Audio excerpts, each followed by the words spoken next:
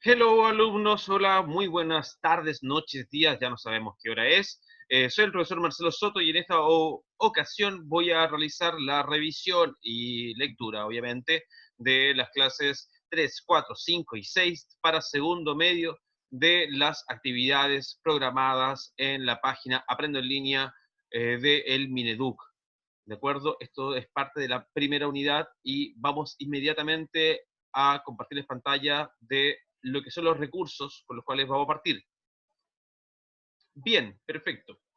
Como ya lo sabemos, el funcionamiento de la clase va a ser que yo voy a ir leyendo y revisando las clases que ya están abiertas. Pueden ver que tengo bastantes pestañas abiertas. En las dos primeras clases, la lectura y la revisión se hizo más largas porque se incluyeron algunos conceptos que tienen que ver con la lectura de un texto narrativo, como era el texto de Anton Chekhov, y por otro lado, el tema de englobar de qué trata esta unidad, ¿de acuerdo? Teniendo en cuenta eso, lo principal es que puedan leer un texto y puedan determinar cuál es el contexto de ese texto y además poder determinar cuál es el motivo o el tema principal del texto. Bien, eso es como lo primero. Luego estaba el registrar ciertas características de los personajes y por último poder sacar información de esos textos para poder tener una comprensión mayor. Eso es como a grandes rasgos las dos primeras clases y los conceptos que se implicaban. Ahora en esta tercera clase vamos a revisar las páginas del libro donde está el texto Los hobbies y pasatiempos más rentables tras el retiro. Este texto está en la clase número 3, hobbies y pasatiempos, y como siempre, tiene una parte que es antes de la lectura, durante la lectura y de cierre, ¿de acuerdo? Eh, nos dicen además en esta clase que en esta lección vamos a partir primero con la primera parte, ¿no? Leyendo en esta lección. En esta lección leerás un reportaje sobre pasatiempos de adultos mayores después del retiro para ampliar tu conocimiento y perspectiva del tema de la unidad. Recordemos que el tema de la unidad es el exilio y en cuanto a unidad específica, nosotros estamos trabajando con la noción del trabajo, cómo el trabajo da identidad también a las personas, a las sociedades, a las comunidades. Es muy importante el tema del trabajo, no solamente tenerlo o tener acceso a, sino que también determina también qué es lo que realizamos en nuestras vidas. Así como los roles que vamos teniendo en nuestra sociedad, en nuestra familia, ¿de acuerdo? Es un ámbito muy importante de la cultura el tema del trabajo. Vamos ahora, antes de la lectura, activa algunos conocimientos previos. Observa la imagen que acompaña el reportaje, que es la de los abuelos, si vemos ahí, el dibujo, la ilustración, y responde. ¿Qué pasatiempos o hobbies realizan los personajes de la ilustración? Observa en detalle para dar una respuesta fundamentada en detalle de las imágenes. B. ¿Practicas algún pasatiempo o hobby después de clases o los fines de semana o en cuarentena? Y por último, ¿practican tus abuelos algún pasatiempo? A ver, desde fácilmente, con la ilustración, hay una señora tejiendo y un caballero que está de pie revisando unas fotografías y tiene una cámara. Entonces yo puedo decir que se eh, dedica a la fotografía y la señora a tejer, ¿no? Como que vemos directamente las acciones en los dibujos. ¿Qué pasatiempo o hobby realizamos? Es importantísimo el tema de los hobbies actualmente, sobre todo con la cuarentena, porque tenemos que hacer actividades durante el día, obviamente que podemos pasar bastante momentos como de aburridos, ¿no? Pero un hobby puede ser, y acá lo tiro como pregunta, ¿puede ser un hobby ver Instagram, por ejemplo? ¿O hacer memes? Entonces, ¿cuál es la diferencia?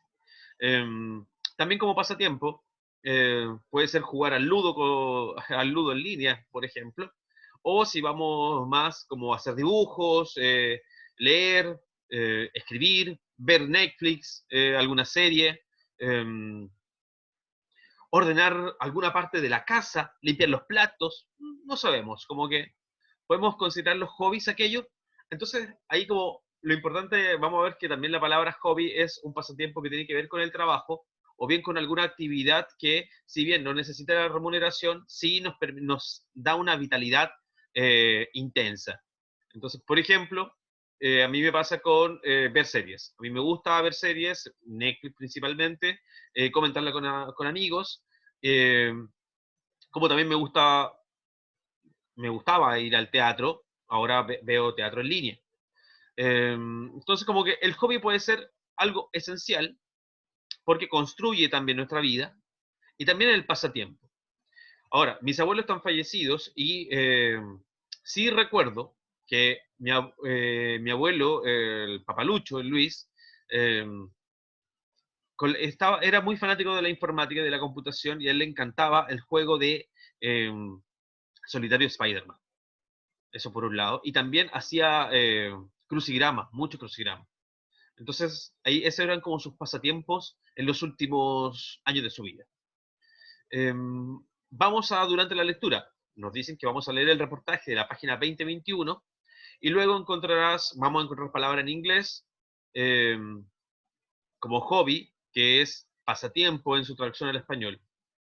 Y a medida que avanza la lectura, también iré haciendo unas preguntas sobre estos términos en inglés, de acuerdo, sobre por qué se utilizan de esa manera. Y por último, trabaja en tu cuaderno la actividad de la página 22 y responde solo las preguntas 8, 9 y 10, que son las que tendrían que estar respondidas en su cuaderno. Acerca de lo aprendido, lo voy a revisar inmediatamente. Eh, Puedo yo determinar el propósito de este texto debido a los tres pasos que nos indican acá. Uno, primero identificar el género discursivo, que vendría a ser un reportaje que sabemos que aparece en un diario, en el diario El Mercurio, eh, porque ahí nos da el propósito general del texto. Ok, un reportaje se va a dedicar sobre buscar un tema con entrevistas, con testimonios en torno a un tema en específico. Luego, reconocer el tema y la idea central para entender de qué habla. Por ejemplo, en los hobbies y pasatiempos más rentables tras el retiro, trata del tema de los trabajos que hacen un grupo de personas luego de su jubilación. Y por último, en la tercera etapa, determinar el propósito específico a partir del propósito general. Si tenemos que el propósito general es eh, sobre el tema de los trabajos que hacen un grupo de personas luego de su jubilación, yo puedo decir que el propósito general en este texto es demostrar que las personas de la tercera edad pueden continuar su actividad laboral, incluso después de jubilar. Estaba viendo también, a propósito de esto, la serie Pandemia, que está en Netflix, y en la serie Pandemia hay una enfermera que tras su jubilación igual sigue trabajando de enfermera con inmigrantes que pasan la frontera entre México y Estados Unidos, eh, vacunando a estas personas recién llegadas al país norteamericano. Bien, vamos al texto.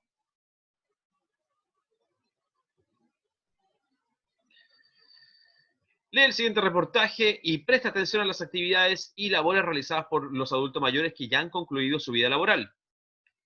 Trabajando su retiro. Los hobbies y pasatiempos más rentables tras el retiro. Por Carla Oliva.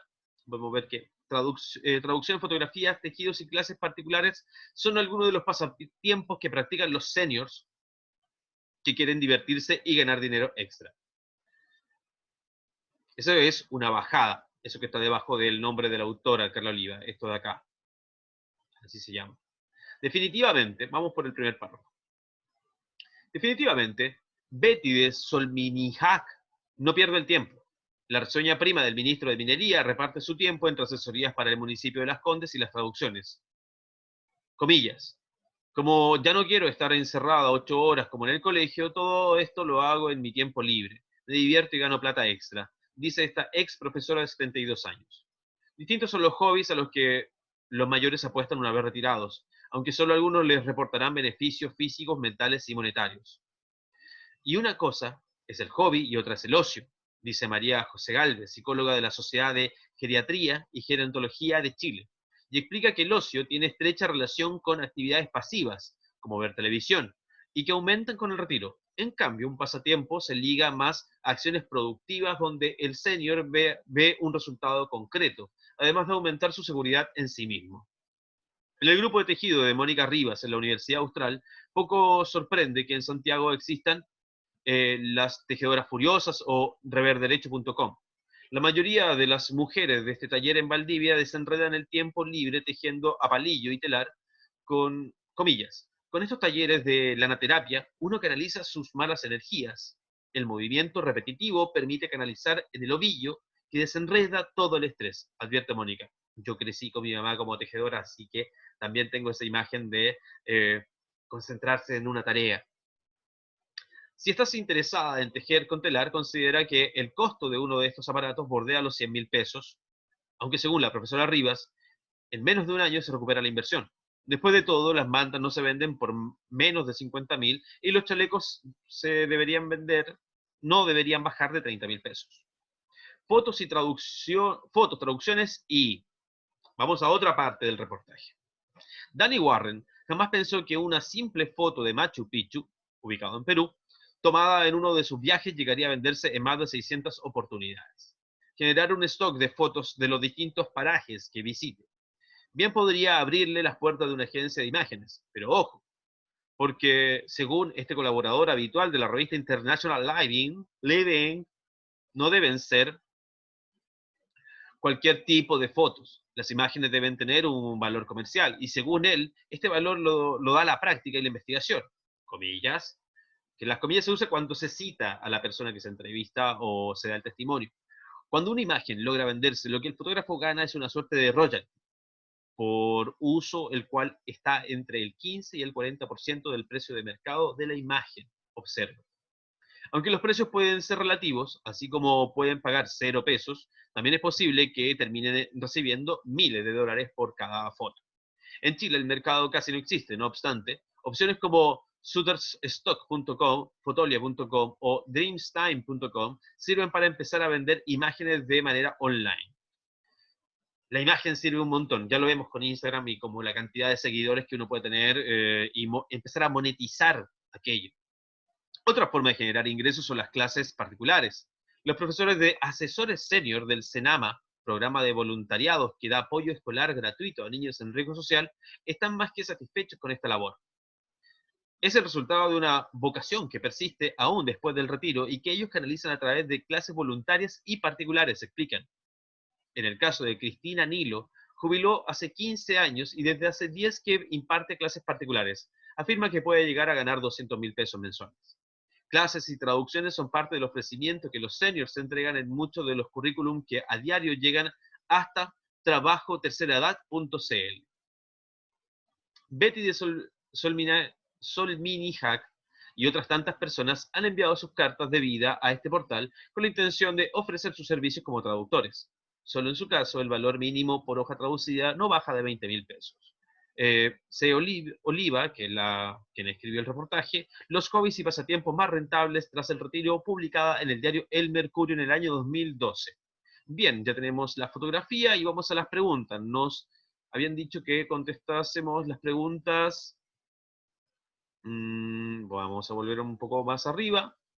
Y tenemos que, nos dicen que las páginas, las 8, 9 y 10. Revisamos las preguntas 8, 9 y 10.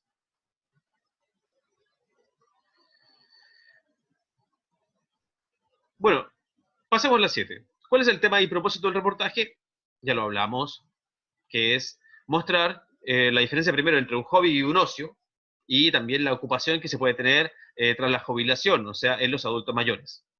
Completa las fichas con los datos de los seniors mencionados en el reportaje, hazlo siguiendo el ejemplo.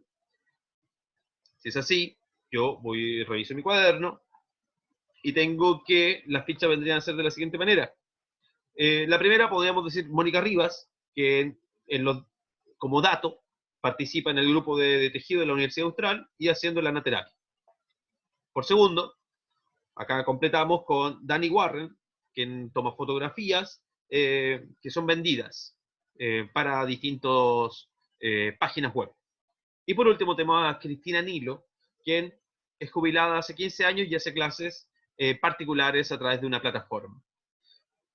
¿Listo? Ya extrajimos la información del texto y pudimos ver personajes, ¿de acuerdo? De los cuales nos contaron algunas historias y seleccionamos información. que podemos dejar en estos cuadros. Como que se van creando personajes, si se dan cuenta. Y por la 9, considerando la actividad anterior, ¿con qué propósito el periodista incluye a estas personas en su reportaje? El motivo por el cual incluye a esta persona en el reportaje es porque bueno, está hablando de los adultos mayores y obviamente les sirve para otorgar distintas perspectivas, modos de abordar lo que es la jubilación y sobre todo ver que un jubilado sigue estando activo, ¿no? Y que esto mismo no solamente le trae beneficios monetarios, sino que también le dan ganas de realizar algo. Y por otro lado, tenemos la 10. Observa con atención la ilustración incorporada en el texto. ¿Cómo se relaciona con el contenido del reportaje? Porque la ilustración, de algún modo, hace que aparezca la acción que realizan estas personas. Por ejemplo, el caballero manipulando la fotografía con la cámara colgada y la señora sentada tejiendo. O sea, siempre hay que pensar que las acciones que lleva el trabajo, por ejemplo. En mi caso, como profesor, es hablar y poder transmitir información, poder compartir un punto de vista, eh, ser un canalizador, un mediador entre un texto y una experiencia de lectura. Bien, chiquillos, eso era la clase 3, súper fácil, rapidísima. Así que vamos inmediatamente a la clase 4. Obviamente, si es que necesitan repasar algo, le pueden poner pausa al video y siguen avanzando hacia la próxima. De acuerdo, vamos ahora por la clase 4. Y en la clase 4 vamos a leer el texto sobre la ciudad de Montevideo, Uruguay, en torno al autor uruguayo, Mario Benedetti, del cual vamos a leer un cuento que se llama El presupuesto.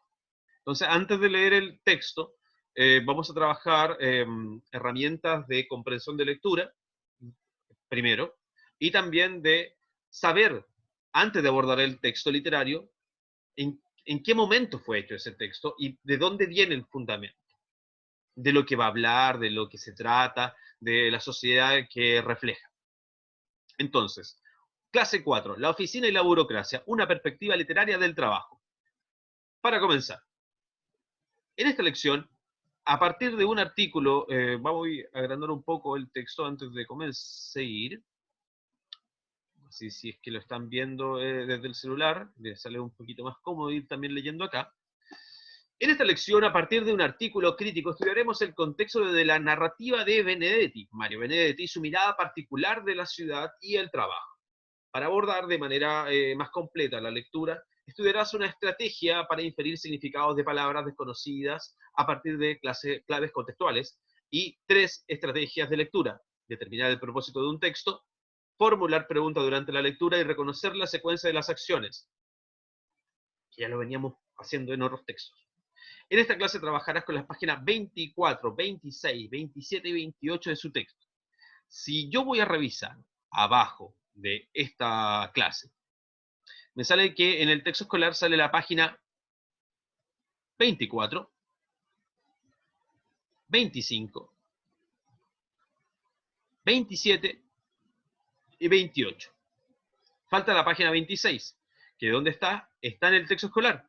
Así que si ustedes tienen el texto escolar, la pueden realizar con el texto escolar, revisarla ahí, o bien lo pueden conseguir, también está disponible en línea en la parte de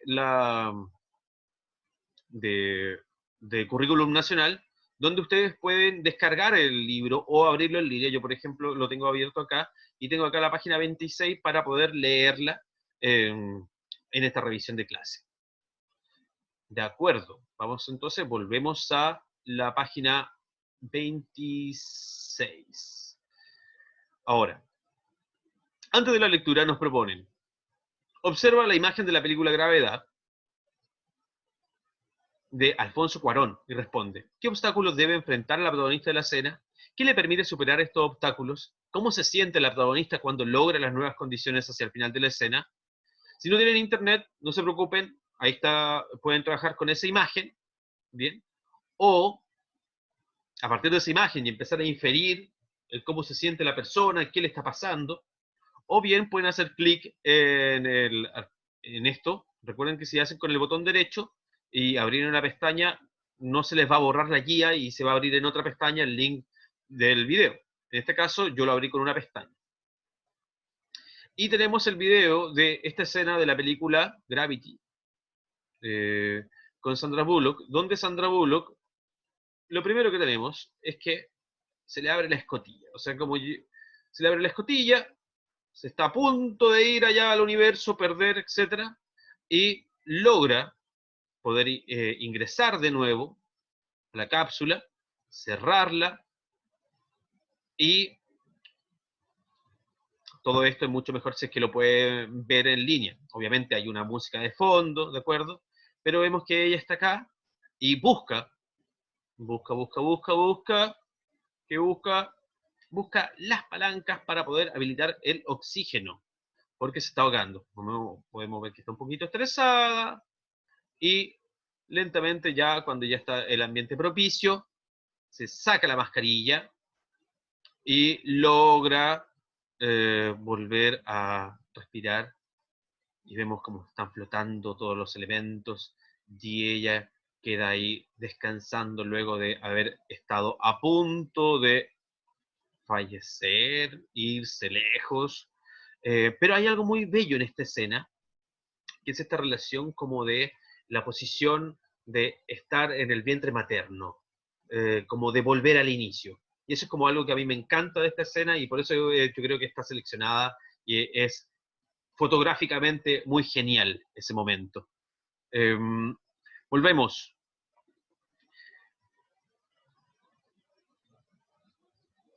El obstáculo que debe enfrentar el protagonista se ve en la escena. O sea, tiene que volver, cerrar la escotilla, dar el oxígeno y, de algún modo, sobrevivir. ¿Qué le permite superar este obstáculo? Dar el gas, el oxígeno. ¿Cómo se siente la protagonista cuando logra las nuevas condiciones? Y relajada, porque por supuesto superó la muerte.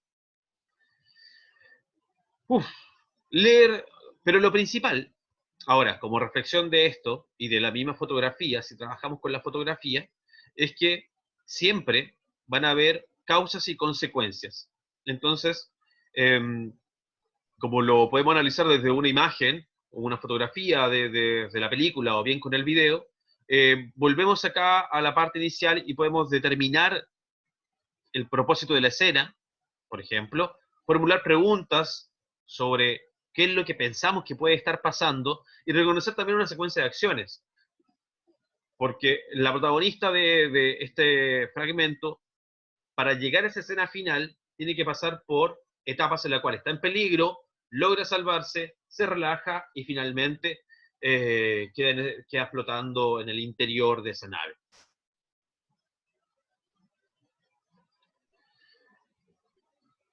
Vamos a leer textos literarios. Para leer textos literarios es también la experiencia, me enredé. Leer textos literarios es también la experiencia de adentrarse en un nuevo mundo creado por un escritor o una escritora. En esta subunidad le das un cuento del escritor uruguayo Mario Benedetti, en el que podrás elegir su visión sobre el mundo y la labor de los oficinistas. En esta lección conocerás algunos elementos clave de su contexto, temáticas y personajes. En la página 24 estudiaremos además algunas estrategias que te ayudarán a profundizar en tu lectura. Acá el contexto de producción es súper necesario. Siempre va a parecer bueno determinar el contexto de producción. Ahora, lee el recuadro del contexto de producción de la página 26 y el propósito de este responde. Vamos a ir el recuadro de contexto de la página 26. Contexto de producción. Perdamos un poco. Ahí se ve el texto completo. Contexto de producción. Desde la página 26, por si acaso, desde la modernidad, el trabajo ha ocupado un lugar fundamental en la construcción de la sociedad y en la vida cotidiana de las personas. Su influencia es tal que prácticamente nadie imagina la posibilidad de no trabajar al menos una vez en su vida, ya que permite obtener ingresos para financiar necesidades materiales y en algunos casos hacer lo que más nos gusta. Pero al tratarse de una actividad humana, el trabajo se convierte en un tema complejo, pues es fuente de esperanzas, conflictos, sueños y desengaños. Esto ha llamado la atención de analistas y escritores quienes han abordado desde diversas perspectivas la relación del ser humano con el trabajo, como lo viste al principio de la unidad con Van Gogh y con Chekhov. En esta subunidad leerás un cuento del escritor uruguayo Mario Benedetti, en el que podrás apreciar su visión sobre el mundo y la labor de los oficinistas. Pero antes, te invitamos a conocer un poco más de este autor y de su obra mediante la lectura del siguiente artículo publicado 3 años antes de su muerte en el 2009, que es Mario Benedetti, Montevideo, una estética urbana. Volvemos acá a la actividad. Tenemos acá la actividad. ¿Cómo imaginas el mundo y la labor de la oficinista? Gente con uniforme, oficinas, horarios determinados, todos vestidos iguales probablemente, cada uno en su computador, ¿no? Como varios puestos separados, así me lo imagino. Mucho papel, como llamadas telefónicas, así me la imagino, las oficinas. Observa la imagen. Hay una imagen solamente, está muy pequeña, así que, ¿qué podemos sentir? Ahora bien, si se dan cuenta, por más que esté pequeña la imagen, está esta sensación de lo repetitivo del sistema, ¿no? De el ambiente de la oficina, como que son muchos iguales. Vamos a la actividad durante la lectura.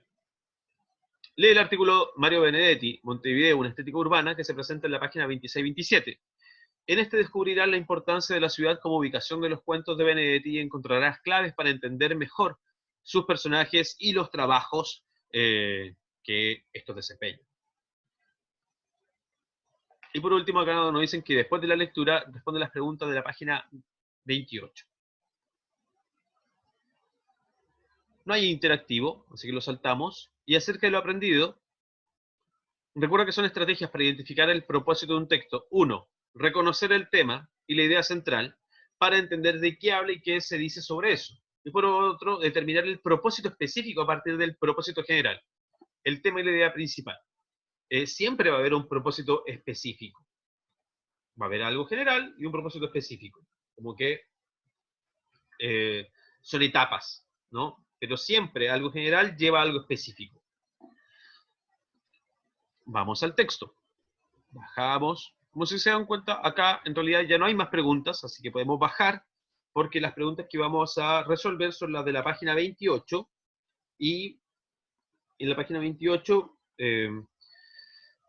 la vamos a contestar rápidamente. Sí es importante que revisemos esta página, la 24, porque acá nos dicen las claves del contexto, ¿no? Yo la voy a leer y la voy a revisar la página 24 porque tiene que ver con el vocabulario también de enfrentarse a un texto literario. ¿Cómo leer acá? Bueno, nosotros podemos partir leyendo, o sea, vamos a partir leyendo acá el propósito, qué, cómo y para qué, de las claves del contexto. ¿Por qué? Primero el qué. Analizar a los personajes de una narración literaria y el conflicto que enfrentan. Ok, vamos a ver los personajes del cuento, así como lo vimos en Chekhov, lo vamos a ver en el cuento de Mario Benedetti. ¿Cómo? Reconociendo lo que dicen, hacen y quieren los personajes y su influencia en el desarrollo de la historia. Siempre está influenciado por los personajes cualquier trama. ¿Para qué? Para reflexionar sobre los valores humanos y sociales que representan. Estamos en un proceso donde estamos reflexionando todo el tiempo sobre cuáles son nuestras labores. Por ejemplo, yo como profesor, ustedes como estudiantes, estamos evaluando todo. Imagínense cómo es necesario reflexionar y ocupar tiempo a través de la literatura para poder entender también los contextos distintos en los cuales estamos inmersos y también de los cuales venimos. ¿Cómo son las ciudades que se construyeron durante el siglo XX? Claves contextuales. Inferir el significado de una palabra por medio de claves contextuales consiste en definir un término desconocido gracias a las relaciones que se pueden establecer entre las palabras, oraciones o conceptos que lo anteceden o proceden en un párrafo o enunciado. Para esto es importante realizar una lectura atenta y detenida que te permite identificar aquellas pistas que podrían ayudar a resolver tus dudas de vocabulario. Lee el siguiente fragmento e intenta inferir el significado del término subrayado.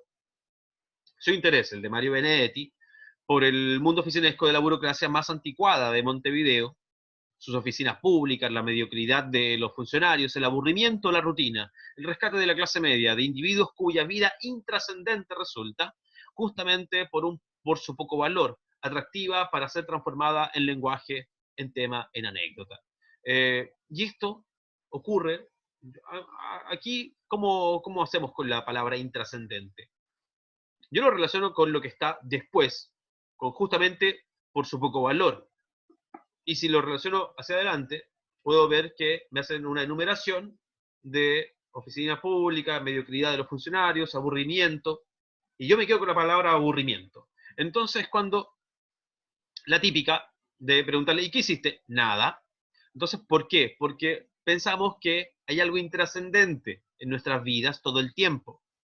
Entonces, podemos inferir, podemos hasta reflexionar sobre esto, de decir como, ¿es acaso este mismo sentimiento de la burocracia y de las personas que trabajan en la oficina también presente en nuestras vidas?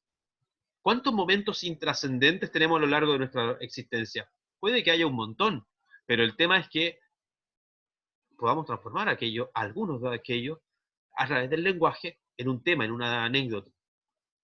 Así como, no sé, yo acá tengo cercano el mate y puedo partir de algo como algo tan intrascendente como servirme un mate y eso convertirlo en una anécdota que puede ser importante o que puede reflejar otra situación. Eh, Explicita mentalmente que has tenido para tener mayor claridad sobre el contexto en que se inserta la palabra. Por ejemplo, en este fragmento se comenta el interés, lo que acabo de hacer, analiza las pistas o indicios que entrega el contexto para llegar al significado de intrascendente. La parte inicial, siempre hay una parte inicial y una parte posterior. Fácil. O sea, como que es, en cuanto a la lectura, es que uno lee de forma lineal, ¿de acuerdo? Sí. Sí, todos leemos de forma lineal, no estamos leyendo chino, tampoco coreano.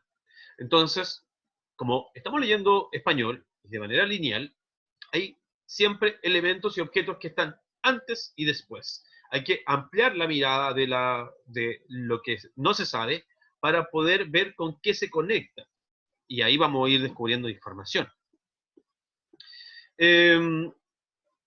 Bien, dicho esto, vamos a la página 25. Determinar el propósito de un texto.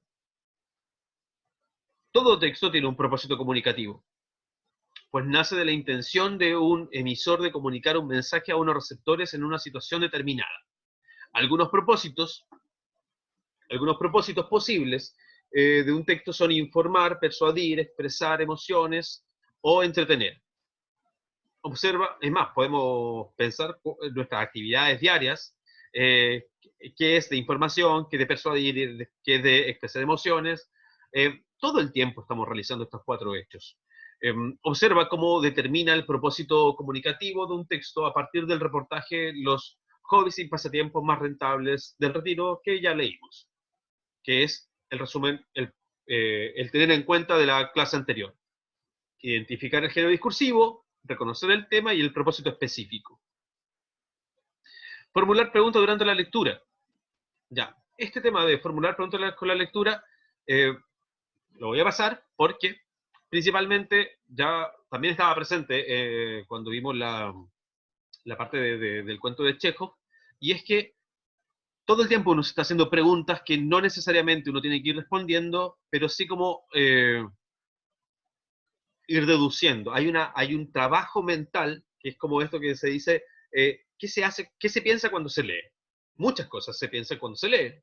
Entonces, como se piensan muchas cosas cuando se leen, está bueno ponerle atención a aquello para poder ir descubriendo lo que algunos significados o ciertas claves que nos está dando el autor en el texto. Partamos con el texto en la página 26. Vamos a comenzar a leer el texto en la página 26. Mario Benedetti, Montevideo, una estética urbana.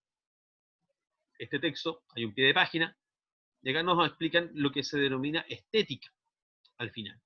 La estética se denomina al conjunto de estilos y temas que caracterizan la obra de un autor o movimiento. El término urbano es aquello relativo a la ciudad o sus características. O sea, vamos a tener que Mario Benedetti siempre ocupa las ciudades, como si alguien dijera como santiaguino, ¿no? Como una estética santiaguina. Eh, que puede ser también como mucho ruido, contaminación, por ejemplo, el metro. Hay una estética que se puede hacer de Santiago y de todas las ciudades. También podemos pensar en una estética de Puerto Montt, o si es que vamos un poco más allá, también una estética rural. Eh, ¿Y por qué no? También y ahí empezamos a mezclar y a jugar con lo que vamos viendo de nuestro alrededor. Eh, Partamos.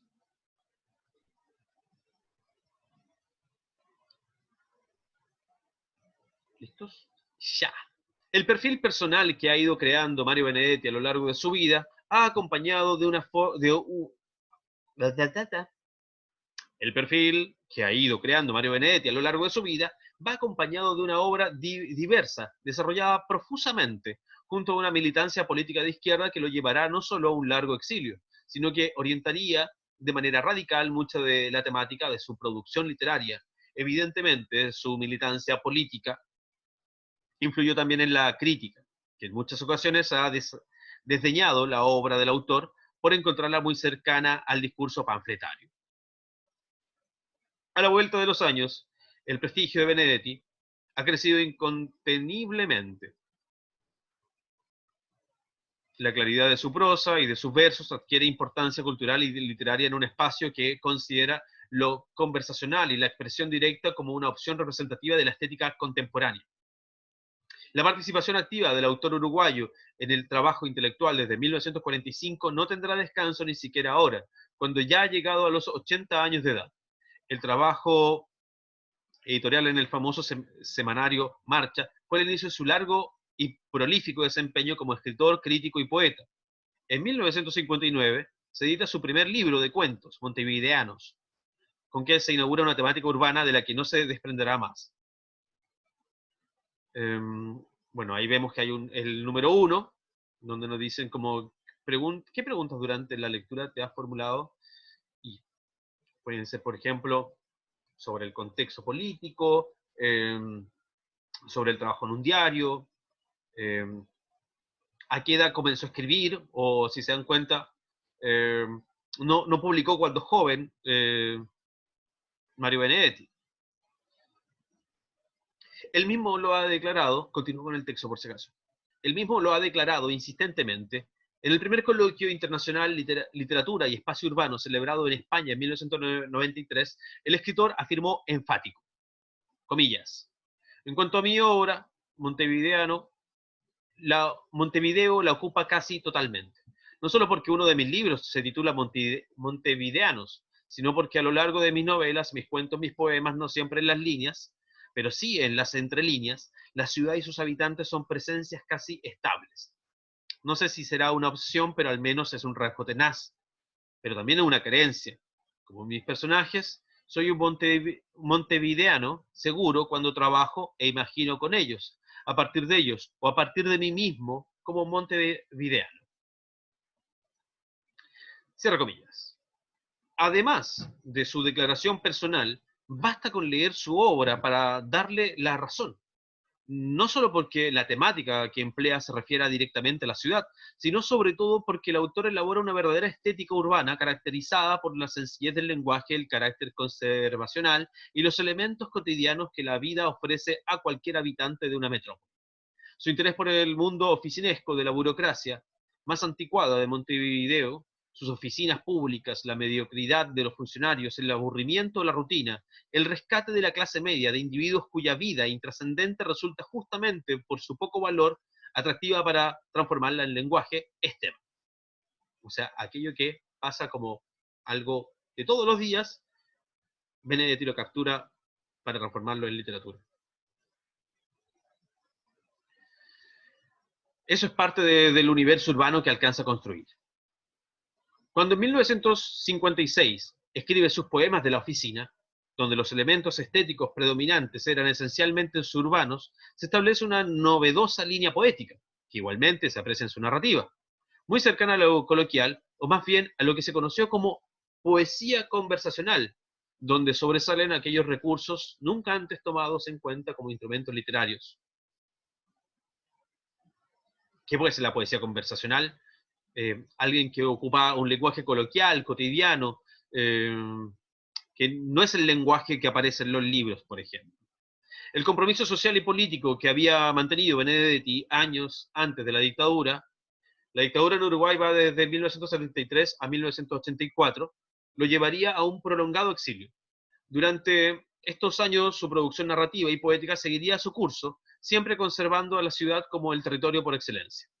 José Miguel Oviedo, crítico literario peruano, puntualiza muy acertadamente cuáles son las sombras y las luces de un escritor que parecería a veces ser simplemente un cronista, debido a su afán por explorar la ciudad y lo que ocurre a quienes la habitan. Afirma Oviedo.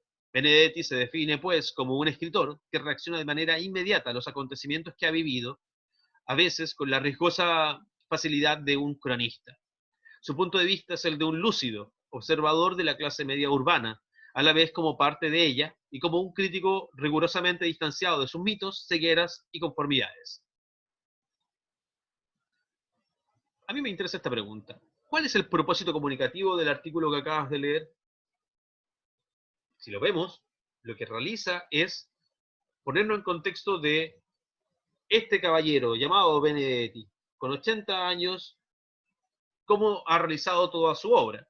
Entonces, nos conecta y nos dice, miren, la ciudad de Montevideo y lo urbano aparece en más de una obra y es parte crucial de su estética, ¿no? De su literatura, de su obra, que parte de algo que podemos decir como habitual. Vamos a las preguntas. 1. ¿Cuál fue el primer libro de cuentos publicado por Mario Benedetti? Montevideanos lo citan en distintas partes del texto. ¿Cómo se puede definir la estética urbana de Mario Benedetti? Lenguaje coloquial, situaciones de la clase media, imaginario urbano. Con esos tres ya tengo una estética urbana. ¿Qué quiere decir Mario Benedetti al afirmar que Montevideo ocupa casi totalmente su obra? Comparte tu respuesta con tus compañeros. Bueno, compañeros que están al otro lado de la pantalla, quiere decir que él nunca dejó a Montevideo, que Montevideo estaba acá, aquí en el pecho, lo acompaña siempre en todas sus obras, y que está presente de él. O sea, Mario Benedetti es esencialmente también parte, así como sus personajes, de esa ciudad, Montevideo, de ese imaginario. 4. Vocabulario. Explica qué entiendes por poesía conversacional. Lo dije durante la lectura, concepto que se menciona en el 8º párrafo del artículo leído. Tenemos que la palabra conversacional dice, como definición, perteneciente o relativo a la conversación, y 2, dicho del lenguaje coloquial. Entonces, es como si ustedes hicieran poesía a partir de lo que van hablando a través de WhatsApp actualmente. O las conversaciones cotidianas tienen también un ritmo, palabras nuevas que se utilizan. Entonces, eso también puede ser ocupado como poesía para la creación. ¿Cómo te imaginas el mundo oficinesco de las obras de Benedetti? Descríbelo, dibújalo y luego compártelo con sus compañeros. Yo me lo imagino como todo en blanco y negro, personas de corbata y camisa, vestidos también en blanco y negro, mucho silencio, personas que se juntan a hablar con una tacita de café, personas caminando por la calle hacia sus casas de ida y vuelta. O sea, es un imaginario que también está presente en muchas de sus familias. Vamos a terminar preparando la lectura, para comenzar la lectura del cuento de Benedetti. Toda narración avanza desde una situación inicial hasta un desenlace mediante las acciones que realizan los personajes. Lo veíamos en el video de la película. Hay una situación inicial y una final. Estas acciones suelen tener una relación de causa-consecuencia, es decir, una acción genera una consecuencia que a su vez será la causa de una nueva acción con nuevas consecuencias. Y en este momento, tomo un mate, tomo un termo, Y la consecuencia de esto es que si yo tengo un termo y le pongo agua al mate, tengo fácilmente, en este pequeño ejemplo, una causa-consecuencia. Y la consecuencia es que voy a tomar mate. Observa cómo reconocer la secuencia de acciones de una narración a partir del siguiente ejemplo. Otra vez supimos que el presupuesto había sido reformado. Lo iban a tratar en la sesión del próximo viernes, pero a los 14 viernes que siguieron a ese próximo, el presupuesto no había sido tratado. O sea, nunca. La causa se trataba de la aprobación del presupuesto, nos están contando, y se pateaba. Yo estaba ya demasiado empeñado para permanecer impasible, porque la lapicera me había estropeado el ritmo económico y desde entonces yo no había podido recuperar mi equilibrio. Por eso fue que se me ocurrió que podíamos visitar al ministro. O sea, a partir de esa causa, la consecuencia es que el protagonista va a visitar al ministro para ver alguna solución.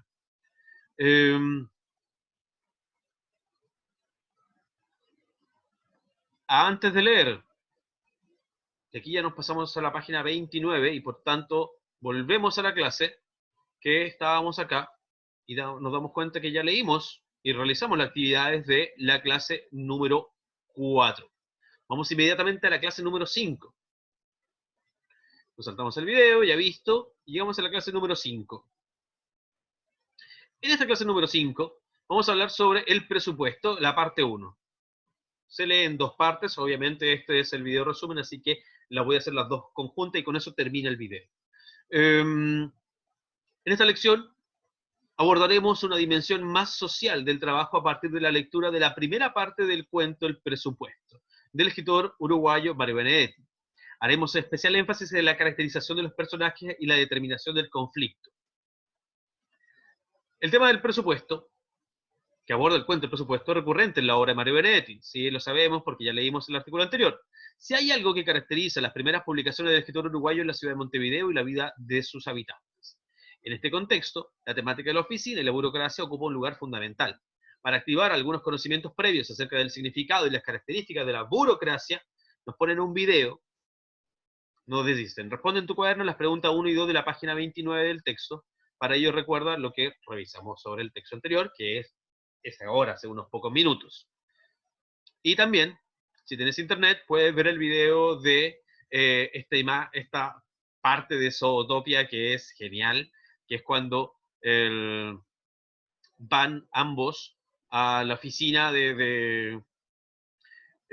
para buscar una patente de un auto y se encuentran con que todos son lentos. Entonces, por un lado está como el ritmo de el conejo, ¿no? La coneja, y estos perezosos que trabajan en la oficina y que tienen que enfrentarse a el ritmo, decir como no puede ser más lento. Y además se les cruza otro tema y finalmente no terminan nunca buscando la patente porque aparece un chiste que empiezan a contarlo más lento y podemos ver las expresiones de los dibujos animados donde la conejita ya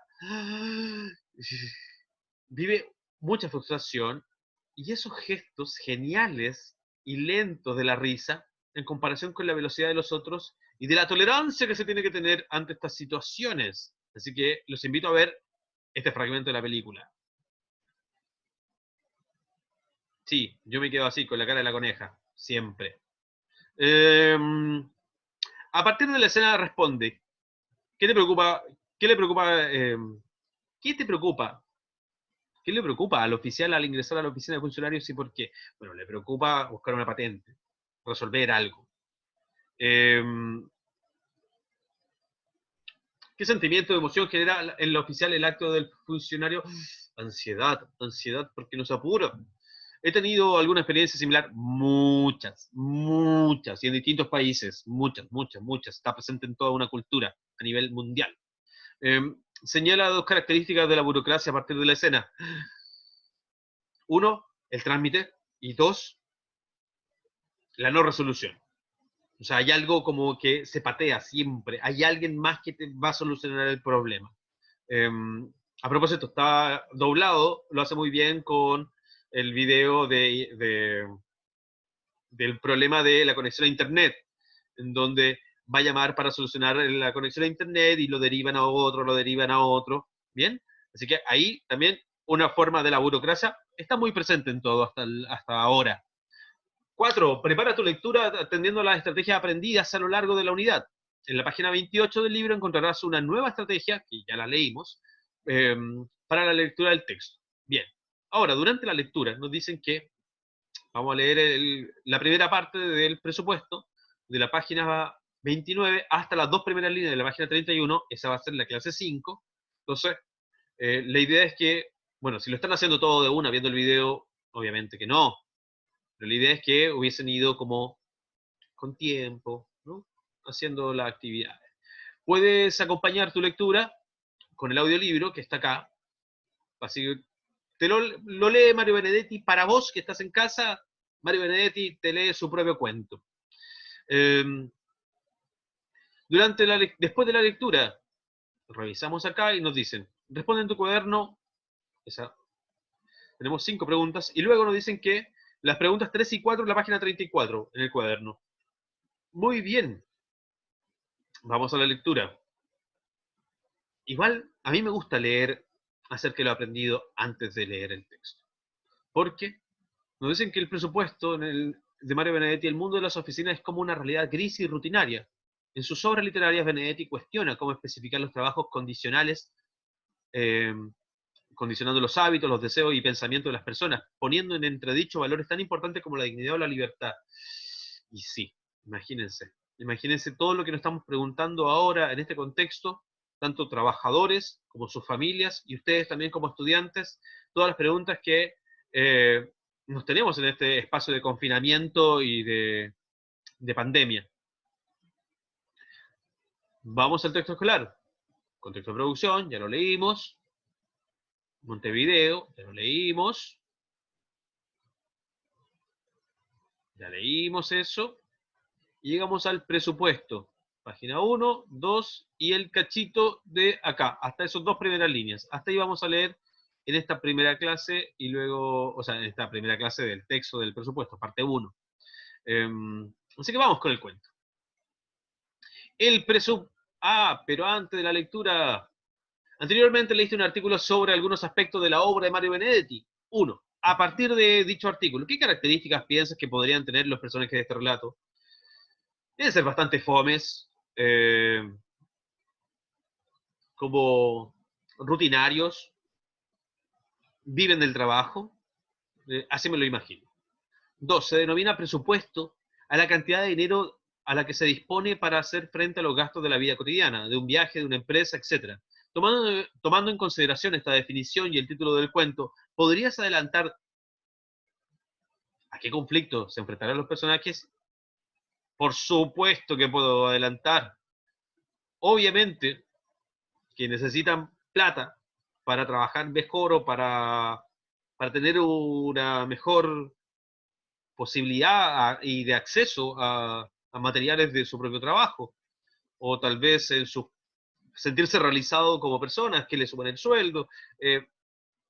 Entonces, ellos necesitan un cambio. Pero ahora, ¿será aprobado el presupuesto? Vamos a ver. El presupuesto de Mario Benedetti. Comenzamos la lectura.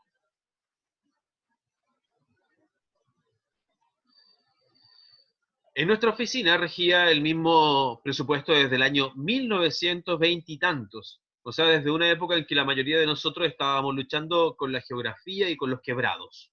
Sin embargo, el jefe se acordaba del acontecimiento y a veces, cuando el trabajo disminuía, se sentaba familiarmente sobre uno de nuestros escritorios y así, con las piernas colgantes que mostraban después del pantalón unos inmaculados calcetines blancos, nos relataba con su vieja emoción y las 598 palabras de costumbre el lejano y magnífico día en que su jefe, él era entonces oficial primero, le había palmeado el hombro y le había dicho: muchacho, tenés presupuesto nuevo, con la sonrisa amplia y satisfecha del que ya ha calculado cuántas camisas podrá comprar con el aumento. Y inmediatamente, ¿cuál es la importancia de un presupuesto, de un nuevo presupuesto? Pensarse de otra manera, obviamente. Pensarse. Es necesario imaginarse a futuro, proyectarse, metas también. Un nuevo presupuesto es la ambición máxima de oficina pública. Nosotros sabíamos que otras dependencias de personal más numeroso que la nuestra había obtenido presupuesto cada 2 o 3 años. Y las mirábamos desde nuestra pequeña isla administrativa con la misma desesperada resignación con que Robinson veía desfilar los barcos por el horizonte, sabiendo que era tan inútil hacer señales como sentir envidia. Hace referencia a Robinson Crusoe, que está en el pie de página de la lectura. Aquí dice Robinson Crusoe, es un personaje de ficción, bla, bla, bla, bla, bla, bla. Y acá estamos. Nuestra envidia o nuestras señales hubieran servido de poco, pues ni en los mejores tiempos pasamos de 9 empleados, y era lógico que nadie se preocupara de una oficina así de reducida. Como sabíamos que nada ni nadie en el mundo mejoraría nuestros gajes, limitábamos nuestra esperanza a una progresiva reducción de las salidas y en base a un cooperativismo harto elemental lo habíamos logrado en buena parte. Yo, por ejemplo, pagaba la hierba mate. ¿Ah? Acá está. El auxiliar primero, el té de la tarde. El auxiliar segundo, el azúcar. Las tostadas, el oficial primero. Y el oficial segundo, la mantequilla. Las dos dactilógrafas y el portero estaban exonerados. Eh, exonerados, o sea, si vemos que los otros ponían algo, podemos pensar que el portero y las dactilógrafas estaban liberadas de poner algo. Pero el jefe, como ganaba un poco más, pagaba el diario que leíamos todos. Nuestras diversiones particulares se habían también achicado al mínimo. Íbamos al cine una vez por mes, teniendo muy buen cuidado de ver todas diferentes películas, de modo que, relatándolas luego en la oficina, estuviéramos al tanto de lo que se estrenaba. Habíamos fomentado el culto de juegos de tensión tales como las damas y el ajedrez, que costaban poco y mantenían el tiempo sin bostezos. Jugábamos de 5 a 6, cuando ya era imposible que llegaran nuevos expedientes, ya que el letrero de la ventanilla advertía que después de las 5 no se recibían asuntos. Tantas veces lo habíamos leído que al final no sabíamos quién lo había inventado, ni siquiera qué concepto respondía exactamente a la palabra asunto. A veces alguien venía y preguntaba el número de su asunto. Nosotros le dábamos el del expediente y el hombre se iba satisfecho. De modo que un asunto podía ser, por ejemplo, un expediente. En realidad, la vida que pasábamos allí no era mala. De vez en cuando el jefe se creía en la obligación de mostrarnos las ventajas de la administración pública sobre el comercio, y algunos de nosotros pensábamos que ya era un poco tarde para que opinara diferente. Uno de sus argumentos era la seguridad de que no nos dejarían cesantes. Para que ello pudiera acontecer era preciso que se reuniesen los senadores, y nosotros sabíamos que los senadores apenas si se reunían cuando tenían que interpelar a un ministro. De modo que por ese lado el jefe tenía razón. La seguridad existía. Claro que también existía la otra seguridad, la de que nunca tendríamos un aumento que nos permitiera comprar un sobre todo al contado. Un sobre todo vendría a ser un abrigo. Pero el jefe, que tampoco podía comprarlo, consideraba que no era ese el momento de ponerse a criticar su empleo ni tampoco el nuestro. Y, como siempre, tenía razón. ¿Quiénes son los personajes del relato? ¿Qué características tienen? Es una oficina y son empleados públicos. Esa paz ya resulta y casi definitiva, esa paz ya resuelta y casi definitiva que pasaba en nuestra oficina, dejándonos conformes con nuestro pequeño destino y un poco torpes debido a nuestra falsa de insomnios, se vio un día alterada por la noticia que trajo el oficial segundo. Era sobrino de un oficial primero del ministerio, y resulta que ese tío, dicho sea sin desprecio y con propiedad, había sabido que allí se hablaba de un presupuesto nuevo para nuestra oficina. Como en el primer momento no supimos quién o quiénes eran los que hablaban de nuestro presupuesto, sonreímos con la ironía de lujo que reservábamos para algunas ocasiones, como si el oficial segundo estuviera un poco loco, o como si nosotros pensáramos que él nos tomaba por un poco tontos. Pero cuando nos agregó que, según el tío, el que había hablado de ello había sido el mismo secretario, o sea, el alma parens del ministro, el alma mater, ¿no? Ahí está el significado al costado. Sentimos de pronto que en nuestras vidas de 60 pesos, algo estaba cambiando. Como si una mano invisible hubiera apretado al fin aquella de nuestras tuercas que se hallaba floja, como si nos hubiesen sacudido a bofetadas toda la conformidad y toda la resignación. Hasta acá llega la lectura de la primera parte del cuento. Ahora, nos dicen que contestemos las preguntas. Vamos adelante. Podemos ver que por el mismo, tenemos un contexto de oficina, un jefe, unos funcionarios, que son pocos, son 9, y que les llega el rumor, ¿no? El rumor de un nuevo presupuesto. Respondamos, en tu cuaderno.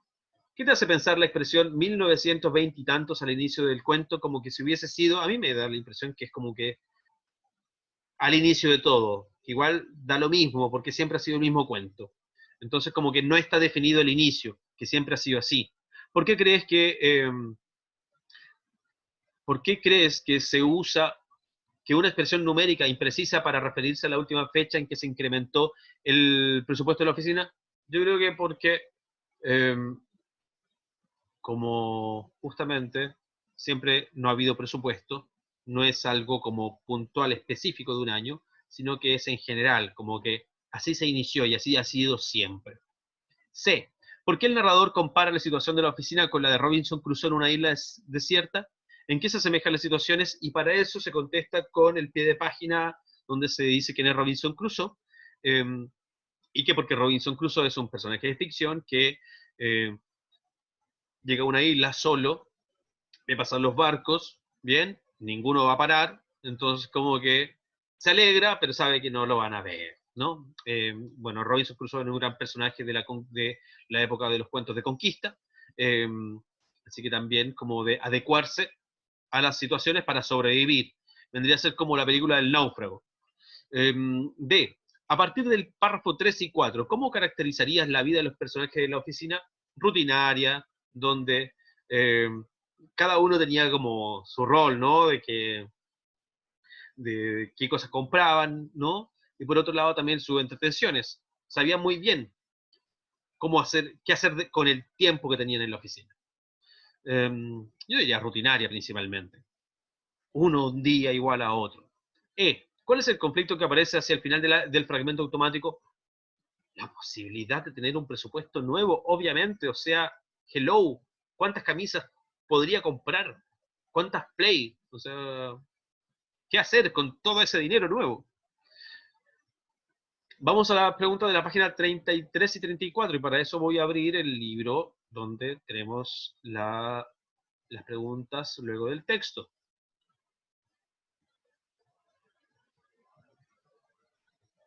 Estamos en la página 32, 33, 34. Y me dice que contestemos localizar información. ¿Y cuál más? Eso ya lo vimos, cerramos.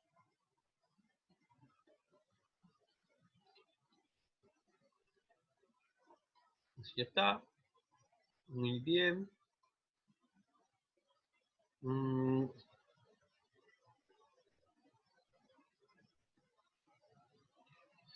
Localizar información de la página 3 y 4.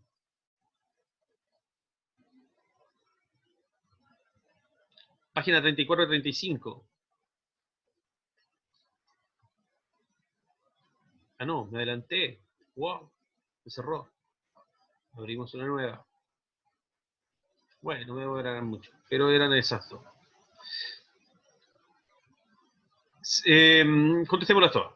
¿Qué estrategia de lectura empleaste?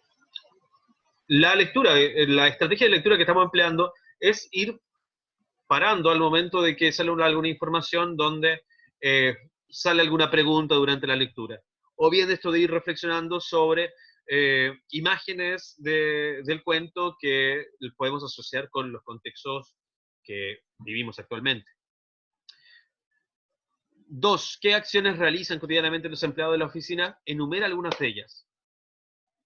Cada uno compra algo, sabe lo que tiene que hacer cuando llegan los asuntos, juegan ajedrez, leen el diario. 3. Según el jefe de la oficina, ¿cuáles son los beneficios de trabajar en la administración pública? La seguridad. si bien no es un gran sueldo, pero para, para que lo saquen de su puesto se tienen que reunir los senadores y desde tiempos inmemoriales los senadores cuesta que se reúnan eh, para hacer otros asuntos, ¿no? Ellos están muy ocupados de legislar. Y 4. ¿Qué imagen del mundo de la administración pública comunica el relato? Algo como que se repite, ¿no? Yo te paso para vos, para vos. Todo es igual todos los días y todo es lento, como la imagen de Zootopia. O sea, ahí está muy bien reflejada en esa imagen. Muy bien, fin de la clase 5. Vamos a la última clase, clase 6. Clase 6, aprendo en línea. Eh, parte 2 del presupuesto. Y vamos a terminar el texto. En esta lección finalizaremos la lectura del cuento El presupuesto. Reflexionaremos acerca de la naturaleza de la burocracia y la visión particular del autor acerca del trabajo. En esta clase trabajarás en las páginas 31 a 33 de tu texto. De acuerdo, no hay problema. Antes de la lectura, recuerda la primera parte de lo leído del relato del presupuesto. ¿Cómo crees que va a seguir y terminará esa historia? Me imagino que les van a dar un nuevo presupuesto o que todos compraron algo y dijeron, hoy vamos a tener una vida nueva, y después le dijeron que no llega el presupuesto y van a quedar todos endeudados. Puede ser algo así. 2. Ahí está la alternativa de ver a Obelix, una escena de Obelix, donde Obelix también se enfrenta a la burocracia, y en este caso este video nos formula que la primera diferencia en comparación con el video anterior de Zootopia es que aquí tenemos que el primer funcionario con el cual discute y que podemos ver a partir de su movimiento, del lenguaje corporal, de los dibujos, es alguien mayor y que no lo escucha o no se entiende y la otra persona grita. Entonces como que se van enfrentando y finalmente lo envían a una puerta donde en la puerta hay alguien columpiándose en una oficina. O sea, ¿qué onda? O sea, ¿eso es lo que hace un trabajador? No. Esta persona se indigna porque le dicen, bueno, ¿y quién los mandó acá? Ustedes no deberían ir. Ah, no, es que tienen que ir a la otra oficina. Váyanse al otro lado a preguntar y tienen que subir escaleras, subir escaleras, subir escaleras, se cansan, ir de un lado a otro. Entonces, si bien es otra interpretación, luego llegan a una ventana y le indican que no, porque acá están tejiendo, y vuelven al caballero inicial, y acá se enfrentan con un jefe, el jefe le dice, pero ¿qué pasó, señor? A ver, cambia la postura corporal del caballero, y lo envían a otra oficina, vuelven a subir, y acá le dicen que no, que no es así, discuten entre ellas, y ya se empieza a enojar. O sea, como que la paciencia se empieza soportar y ya no van más. ¿De acuerdo? Eso es como lo que tenemos en la imagen de Obelix. Vamos a reflexionar sobre la naturaleza. Siempre está este tema del trámite. Hay otra persona que lo va a solucionar, te derivo a otro lugar.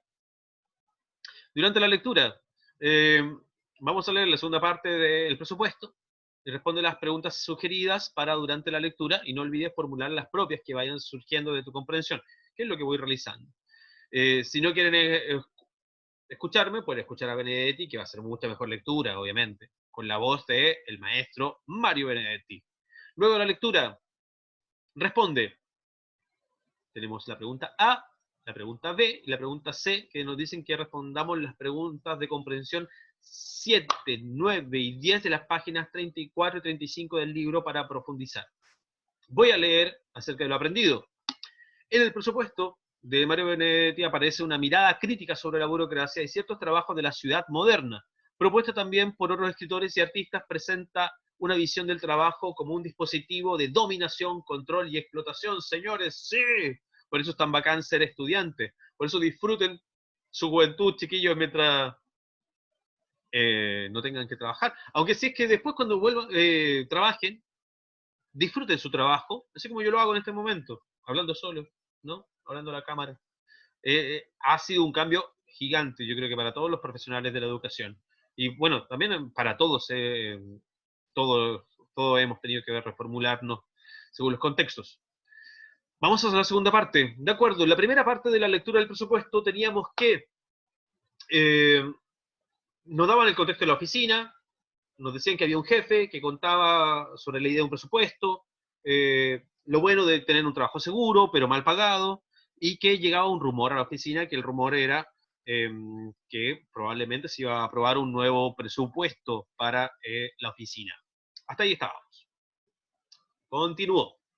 En mi caso particular, lo primero que se me ocurrió pensar y decir fue lapicera fuente.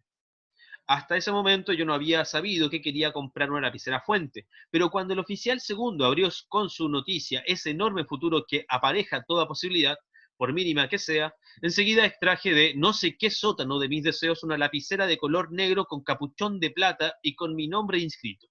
Sabe Dios en qué tiempo se había enraizado en mí aquel deseo. Vi y oí además cómo el auxiliar primero hablaba de una bicicleta y el jefe contemplaba distraídamente el taco desviado de sus zapatos y uno de las dactilógrafas despreciaba cariñosamente su cartera del último lustro. Vi y oí además cómo todos nos pusimos de inmediato a intercambiar nuestros proyectos sin importarnos realmente nada de lo que el otro decía, pero necesitábamos hallar un escape a tanta contenida e ignorada ilusión. Vi y oí, además, como todos decidimos festejar la buena nueva financiando con el rubro de reservas una excepcional tarde de bizcochos. Salir del pan con mantequilla y comprar unos ricos berlines, cúgenes ahí, panqueques, comida por todos lados. Eso, los bizcochos, fue el paso primero. Luego siguió el par de zapatos que se compró el jefe. A los zapatos del jefe, mi lapicera adquirida a pagar en 10 cuotas, precio contado sin intereses. Y a mi lapicera, el sobre todo del oficial segundo. La cartera de la primera dactilógrafa, la bicicleta del auxiliar primero. Al mes y medio, todos estábamos empeñados y en angustia. El oficial segundo había traído más noticias. Primeramente, que el presupuesto estaba a informe de la Secretaría del Ministerio. Después que no era en Secretaría, era en Contaduría. Pero el jefe de Contaduría estaba enfermo y era preciso conocer su opinión. Todos nos preocupábamos por la salud de ese jefe, del que solo sabíamos que se llamaba Eugenio y que tenía a estudio nuestro presupuesto. Hubiéramos querido obtener hasta un boletín diario de su salud, pero solo teníamos derecho a las noticias desalentadoras del tío de nuestro oficial segundo. El jefe de contaduría seguía peor. Vivimos una tristeza tan larga por la enfermedad de ese funcionario que el día de su muerte sentimos, como los deudos de un asmático grave, una especie de alivio al no tener que preocuparnos más de él. En realidad nos pusimos egoístamente alegres, porque esto significaba la posibilidad de que llenaran la vacante y nombraran otro jefe que estudiara al fin nuestro presupuesto. A los 4 meses de la muerte de don Eugenio, nombraron otro jefe de contaduría. Dense cuenta la cantidad de tiempo que ha pasado. Hago pausa acá porque 4 meses en que falleció, todo eso esperando, hicieron compras, todos los funcionarios de esta oficina pensando en el nuevo presupuesto, tienen que pagar esas cuotas, pero todavía no les llega el nuevo dinero. Esa tarde suspendimos la partida de ajedrez, el mate y el trámite administrativo. El jefe se puso a tararear un aria de Aida, y nosotros, es una ópera. En el pie de página, son esas letritas, hay más información sobre la Aida, la ópera. El jefe se puso a tararear un aria de Aida y nosotros nos quedamos, por esto y por todo, tan nerviosos que tuvimos que salir un rato a mirar las vidrieras. A la vuelta nos esperaba, a mirar las vidrieras es algo muy específico, es como esto de ir a pasear al mall y no comprar nada, o de estar por páginas de internet, vitrinear y no comprar nada porque no se puede, o bien como que, me gustaría tenerlo, pero no. A la vuelta nos esperaba una emoción. El tío había informado que nuestro presupuesto no había estado nunca a estudio de la contaduría. Había sido un error. En realidad no había salido de la secretaría. Esto significaba un considerable oscurecimiento de nuestro panorama. Si el presupuesto de estudio hubiera estado en contaduría, no nos habríamos alarmado. Después de todo, nosotros sabíamos que hasta el momento no se había estudiado debido a la enfermedad del jefe. Pero si había estado realmente en secretaría, en la que el secretario, su jefe supremo, gozaba de perfecta salud, la demora no se debía a nada y podía convertirse en demora sin fin. Allí comenzó la etapa crítica del desaliento. A primera hora nos mirábamos todos con la interrogante desesperanzada de costumbre. Al principio todavía preguntábamos, ¿saben algo? Luego optamos por decir ¿y? Y terminamos finalmente por hacer la pregunta con las cejas. Nadie sabía nada. Cuando alguien sabía algo, era que el presupuesto todavía estaba a estudio de la Secretaría. A los 8 meses de la noticia primera, hacía ya 2 que mi lapicera no funcionaba.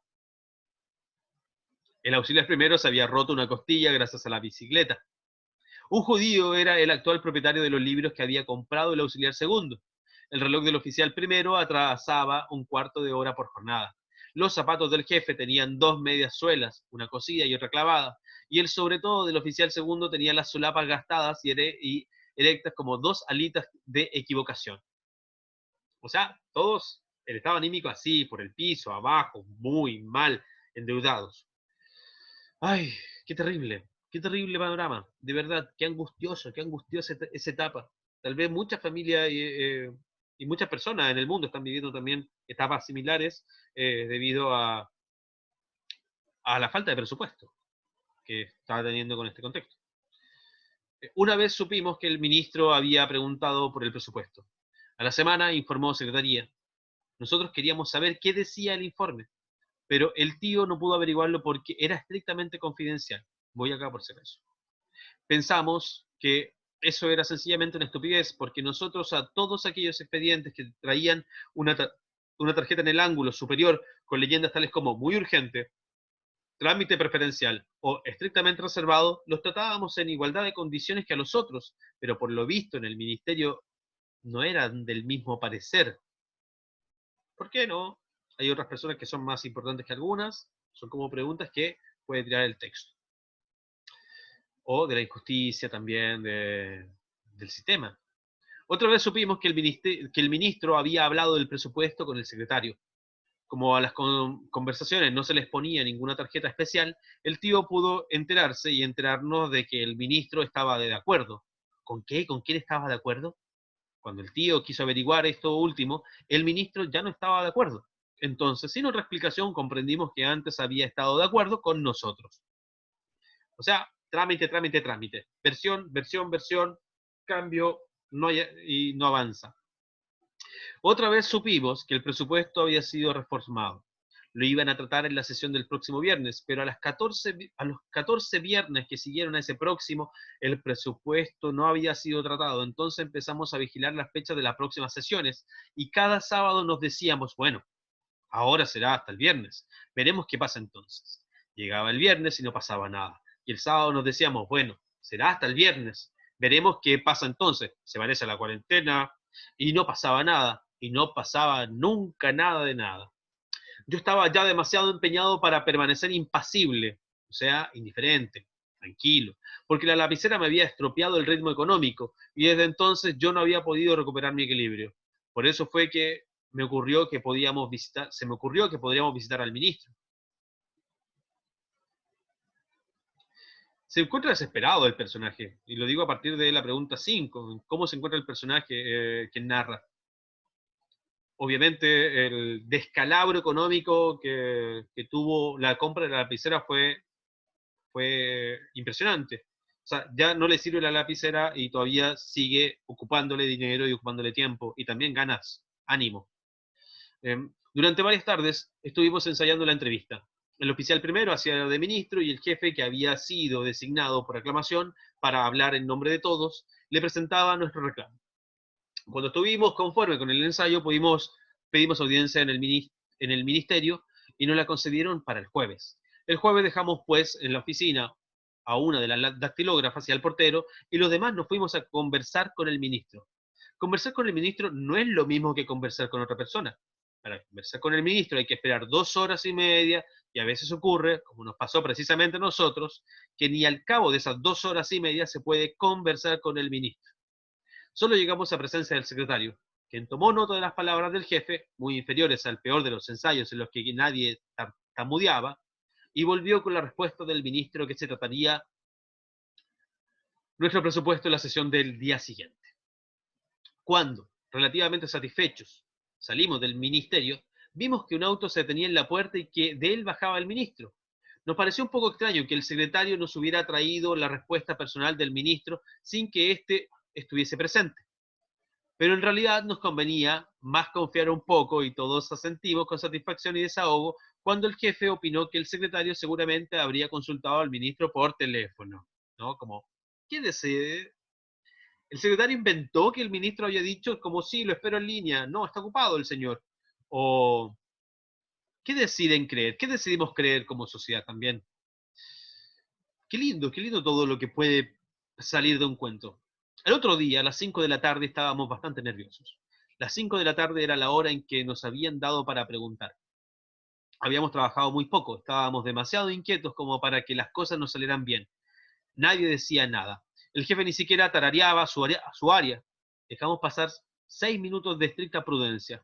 Luego el jefe discó el número que todos sabíamos de memoria y pidió con el secretario. La conversación duró muy poco. Entre los varios sí, ¿ah, sí? Ah, bueno, del jefe, se escuchaba el ronquido indistinto del otro. Cuando el jefe colgó el tubo, todos sabíamos la respuesta. Solo para confirmarla pusimos atención. Parece que hoy no tuvieron tiempo, pero dice el ministro que el presupuesto será tratado sin falta en la sesión del próximo viernes. ¡Fua! Ya con la lectura que realizamos del cuento y de las preguntas que fuimos formulando también, podemos responder las preguntas del ítem 5. ¿Qué opinas acerca de lo que se compran los empleados con el rumor del presupuesto? ¿Crees que sus motivaciones por estos objetos valían la pena? Es que hay algo del deseo que uno puede decir, bueno, no vale la pena, tal vez no es necesario, es un lujo, pero cuando se piensa de otro modo, eso también lo estimula, lo puede estimular a los mismos funcionarios, a los personajes y a ustedes mismos como estudiantes, como jóvenes, como adolescentes, a pensarse de otro modo. Entonces, como que yo creo que sí vale la pena pensar. Ahora, lamentable que se tomó una decisión antes de tener las cosas claras. O sea, eso es lo más lamentable. Y ahí opino que lo malo no está en la motivación por comprarlo, sino que está en lo poco seguro que fue esa compra y de pensar que las cosas iban a ir de un lugar, pero no vieron todas las circunstancias que podían ocurrir. B. ¿Qué impide que la oficina pueda tener certeza acerca de la aprobación del nuevo presupuesto? ¿Cómo esto afecta a los personajes? Y ahí aparece la burocracia, porque lo que impide saber con certeza es que todo es rumor, es la versión de una persona y de otra y de otra y de otra. Es cuando ustedes me dicen como, ¿y cuándo volvemos a clase? Y no sabemos, que hay que escuchar al ministro, hay que decir esto. O sea, como hay muchos pasos de la burocracia que nos pueden afectar a nosotros como personas y a los personajes del cuento en cuanto a no hay certeza sobre quién dice qué y cuáles son los hechos. Y de ahí que impida tener una aprobación certeza. Aparte, es casi imposible llegar o sea, hablar con el ministro, y cuando tienen la posibilidad, cuando se está bajando del auto, es como una persona que está detrás de muchas puertas, detrás de otras muchas personas. Entonces, como que, como nosotros, unos pequeños trabajadores de una oficina, vamos a llegar a hablar con esa persona tan importante. Entonces, ahí también hay algo que ver con que como un trabajo, como las condiciones de trabajo, hacen también que las personas se puedan autopercibir y pensar de un modo distinto. Y eso es súper complejo y súper complicado. Lo mismo pasa con estudiantes cuando dicen como, no, es que yo soy tonto, es que a mí me cuesta aprender. Entonces también como que, ¿cuáles son las condiciones para poderse pensar de otro modo? Lo dejo para la reflexión. Y por último, las preguntas de la página, las preguntas 7, 9 y 10 de la página 34-35. Vamos a la página 34-35. 7. Estrategia. ¿Qué consecuencias tiene para la historia la información sobre un nuevo presupuesto para la oficina? Responde completando el esquema. Bueno, tenemos entonces que un nuevo presupuesto tiene las consecuencias. ¿Qué consecuencias tienen los personajes? La consecuencia es que emerge la ilusión de una mejor vida y se compran objetos que implica gasto económico y dejan de lado un conformismo sobre la realidad. Entonces, como lo escribimos, consecuencias que tienen los personajes, el nuevo presupuesto permite que los personajes se piensen de una manera distinta, saliendo de su conformidad, con la intención de tener una mejora económica en su salario y también en sus vidas. Acontecimiento que provoca. El acontecimiento principal de esto de... Uy, se me cayó el lápiz. El acontecimiento principal que provoca esta pensarse de una manera distinta y tener un mejor sueldo, etcétera, es que ellos comienzan a comprar objetos, cada uno que deseaba. Y que después no van a poder costearlos. Vamos por la 9.